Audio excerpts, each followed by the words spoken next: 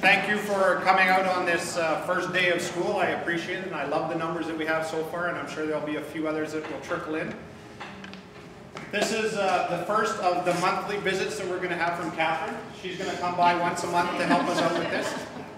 I'm kidding. We're very lucky to have her here. This is Catherine. She will be doing the presentation, and I would like to introduce Catherine.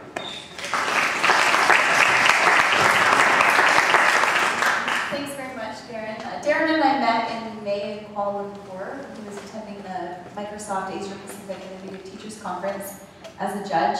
Taking It Global brought a student delegation there for the first time ever. So it was their 5th year, and it was the first time that they brought students. So we hosted an online dialogue with 100 students from 15 countries in Asia Pacific, where we had them talking about how they'd like to see technology integrated into the classroom, and what their dreams were for education and technology together. And we were fortunate enough to join the judges' dinner where I met Darren. This is a pleasure to be here and to be talking to people not only from the cyber school, but other schools as well. Since we've got a fairly diverse group, my presentation is pretty general. Basically what I'm going to be doing is giving you an overview, a site tour of Taking It Global. It's a little bright.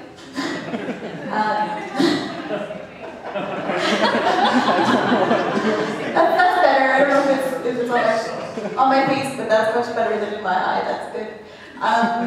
So basically, I'm the education program manager at Taking It Global. I've been working for TIG since September 29th of last year. And to give you an idea of how much I love the organization, I was offered the job September 13th, 13 days after signing a new lease on an apartment with my boyfriend. So I left him behind in Ottawa. We're still going strong, but I've been living in Toronto for 11 months. He lives in Ottawa. He paid very expensive rent in the last 11 months.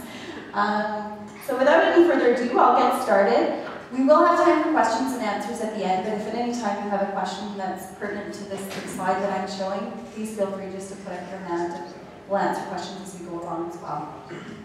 So the first thing I'm going to do, because I'm sure not everyone had time to go to the Taking It Global website and learn about what it is.